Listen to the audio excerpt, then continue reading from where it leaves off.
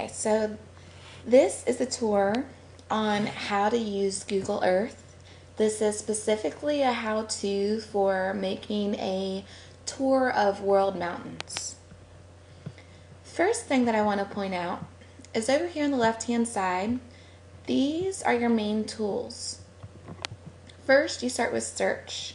You can do fly to, find businesses, or directions. For my classes, I use fly to more often than anything else.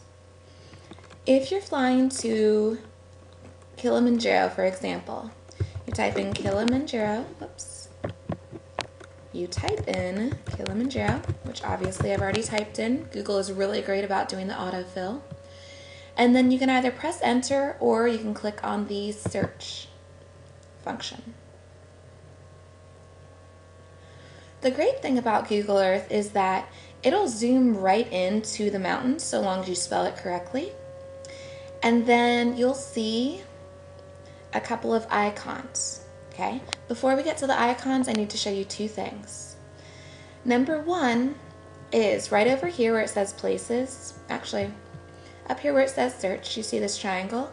If you click on it, your search option goes away.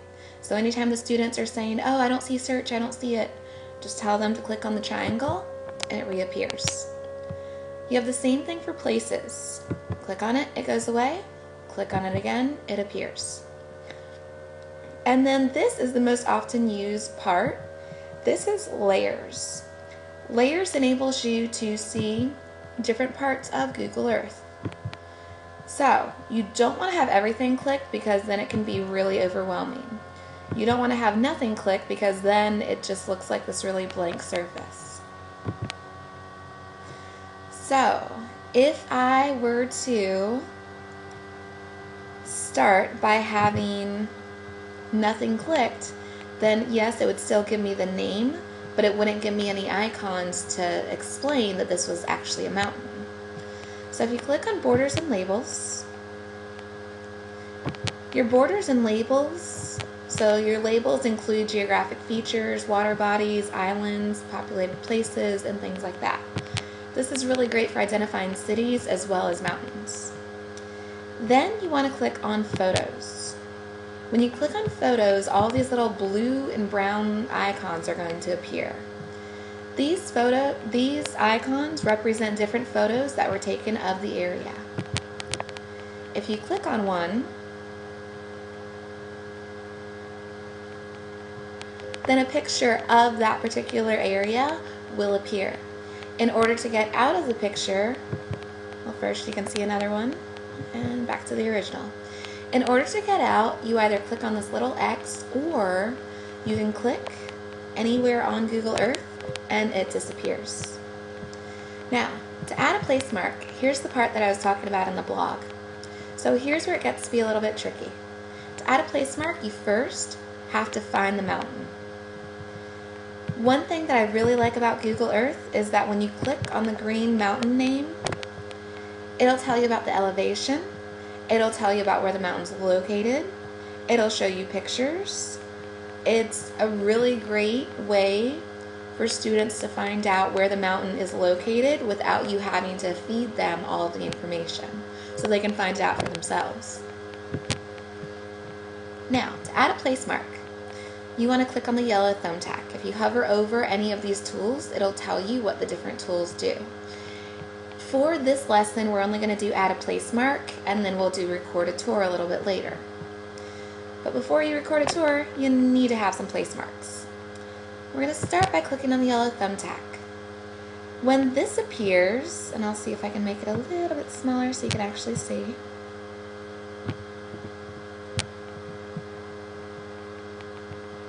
Alright, here we go. So when this appears, you want to give the place a name. In this place, we'll just call it Kilimanjaro. Now, here's where the students can choose their place mark. And this is the thing that can be a really time-consuming portion of the lesson. When you click on this blue snowflake, first off, it's going to start off as the yellow thumbtack. The student will then see all of these different icons, and it can be overwhelming. It can be a lot of fun, but it can take a lot of time. So I would say give the student no more than 15 to 20 seconds to decide on which icon they want to use. So maybe they want a picture of 2 people hiking. After they choose their icon, have them click OK. Make sure that they have a name. You don't have to put a description, but if you want, you can say where the mountain is located. And then you can click OK.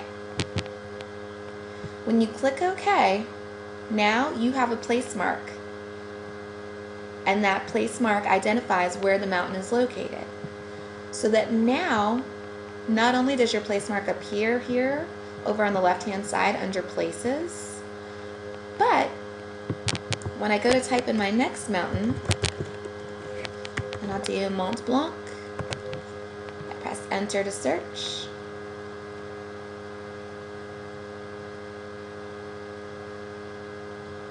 Notice how my original place mark still stays there for Kilimanjaro. This is going to come in handy for recording your tour. Once you find Mont Blanc, and again, you'll have pictures here, and the students can click on the different pictures to see what Mont Blanc looks like.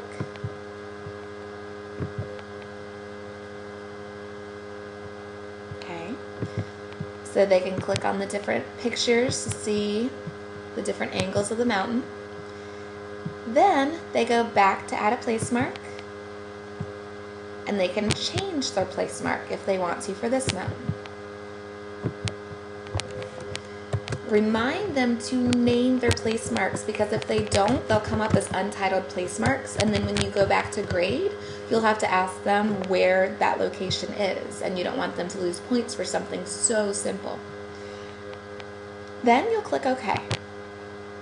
When you click OK, you now have 2 place marks. What I'm going to do next is I'm just going to zoom out. Over here on the right-hand side, whenever you move your mouse in, it becomes invisible. But if you ever move your mouse to the right-hand side, you have a plus and a minus. The plus allows you to zoom in, while the minus allows you to zoom out.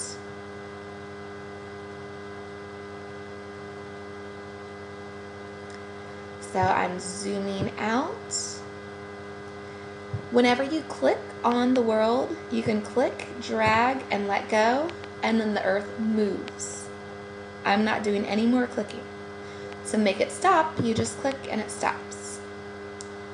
Now, to record our tour, you need what you would need for any tour, and that is a video camera. Again, if you hover over any of these tools on top, it'll tell you what they do. So this is for record a tour. When you click on record a tour, you'll notice at the very bottom here you have a red button and a microphone. The microphone allows you to record an audio tour along with controlling the video. The red button allows you to record the tour, period. So I'm going to just click on the red button. When the time starts to go up, that tells you that it's working. And actually, there tends to be a little bit of a delay, I've noticed, on any computer that I've done this on. So it is actually processing, even though it's going from 6 to 12 to 13 to 20, it's still processing. Once the time starts to change, you want to double click on a mountain that you want to fly to. When you double click on the mountain, it then zooms into that place mark. And from there, you can click on one of the pictures, and you can see that image. You click out, it goes away. Then I'm going to double click on the next mountain. And this is the part where the students are creating the tour, where they're flying from one mountain to another, and they're showing images from the mountain. So we'll go to one that is titled.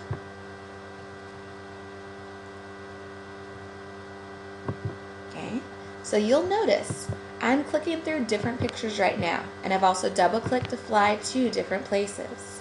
You can either click on this little X, or you can click anywhere on the actual earth to get out. If a student does a single click simply highlights the location. It does not take you to the location. That's something that's really important to stress at the beginning of the lesson. Otherwise, they're just going to be clicking once and thinking, okay, it's not doing anything. To stop the tour, you hit the record button again. Now when you click the record button, this is my mouse here. I'm going to stop moving it. So I'm not doing anything. What happens is that Google Earth automatically replays the tour that you just created, and it does it instantaneously. So as soon as you click on that record button to stop recording, Google Earth starts replaying. It's important that the students see their tour before they actually save it, and I'll be showing you the saving process next, because it would be sad if they were to get a lower grade from either not flying to enough places or just from not completing any part of the criteria that you had already set up.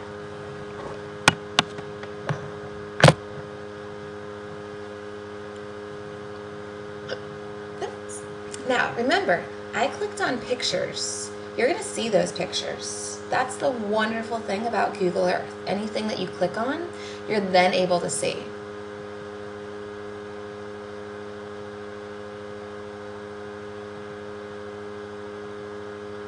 Except for maybe in that case. So it'll click on the first picture, but it won't click on the series of pictures. Now look at the bottom left-hand corner of the screen. You're going to notice something. I'm not going to touch the mouse. You're just going to see what happens. Once the tour is all done and playing, Google Earth will stop. So it'll stop replaying the tour. Then all of a sudden your controls will appear. It's important to stress to students that the triangle, the single triangle, is the universal symbol for play. Remind them that it's something that they can see on VCRs, on DVD players, on TVs, things like that.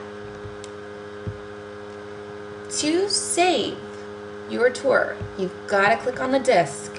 Nowadays, we don't have this disc, but it's the universal symbol for save. So just teach the students a really short lesson on how back in the day, less than 10 years ago, this is what we used to save things with. And if you have a physical one, even better. So you click on save. When you click on save, again, you have to name your tour. For my particular class, I had them name it as their first name. So I would say Jill, dash, and then their class name. So I'd say Stevens, dash, and then I'd have them save it as World Mountains Tour. Then they click OK. When you click OK over here on the left-hand side, you now have Jill Stevens World Mountain Tour. That means that anytime somebody accesses Google Earth on that particular computer, the Jill Stevens World Mountains Tour will appear. You'll also notice how the save button has fallen off of your control panel. That means that this tour has already been saved and that you can't do anything else to it, at least not from there. To change something about your tour, if you're working on a Mac, you do control click. If you're working on a PC, you just do a right click. So you would either right click or control click on the tour. And then if you wanted to rename it, then you go in and you say, oh wait, Tara made this. And oh wait, I'm in Jones class. Then you press enter, and voila, now it's the Tara Jones World Mountains Tour. Be careful when you're explaining that renaming portion to students, and actually I wouldn't even explain that, because the last thing that you want is for them to rename someone else's tour as their own. So leave that part out. But that is the long of the short of how you create a Google Earth tour on World Mountains. I hope you enjoy.